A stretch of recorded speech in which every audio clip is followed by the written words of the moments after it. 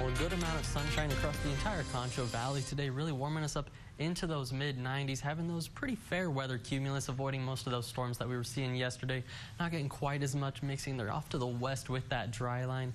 Could be moving into our area as we work into the overnight hours, but right now we're sitting pretty quiet. Sitting at 94 here in San Angelo, 90 degrees for both Junction and Ozona, 87 over there in Brady, 88 for Sonora, and as we get a good look at the entire region, seeing pretty much a blanket of those 80s and 90s. 97 is pretty much the hot spot up there in Sterling City. A couple of those 80s off to the east, 87 up in Ballinger, 88 down there in El Dorado, then 90 degrees down in Ozona. And as we're looking at the month that we just got through, we're looking back at May. It was pretty warm as well. That maximum temperature we hit 105 on the 27th. We were above normal by about 3.9 degrees, and unfortunately we still needed a little bit more rain, about 3/4 of an inch more. Still, we got that 2 inches of rain, which helps put a little bit of a dent in that deficit that we've been seeing so far this year. Looking at that in terms of the daytime highs we saw this year, you can see we had that 105 on the 27th. Those cooler temperatures were really limited to mainly the first half of the month, and that second half of the month was pretty brutal. And heading into June, it's not looking much nicer as we're expecting those above average temperatures pretty much the entire month.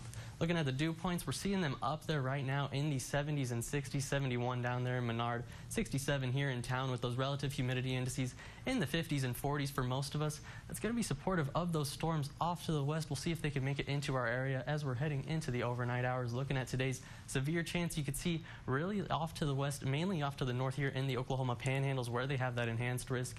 Going towards the Concho Valley, we do have some of that slight risk, level 2 out of 5 down towards Crockett County, but most of us in that level 1 out of 5 as those storms are expected to dissipate as they make their way towards the east. But tomorrow we could see a little bit of a better chance.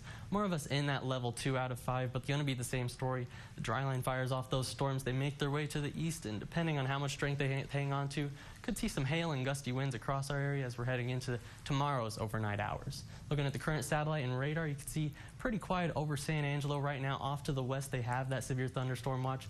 Severe thunderstorm warnings going off just to the south and west of Fort Stockton. Those are the storms we're talking about that could make their way mainly into areas like Crockett County heading into the overnight hours. But like I said, across the entire Concho Valley, right now not too much, just the overhangs from those storms off to the west.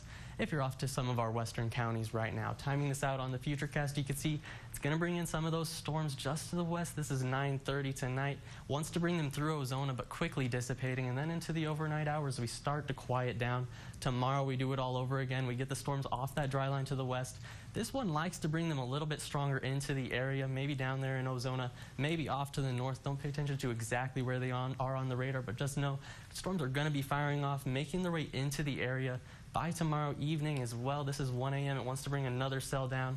But then going into the Monday overnight hours, we start to calm down a little bit before we do it all again going into Monday afternoon.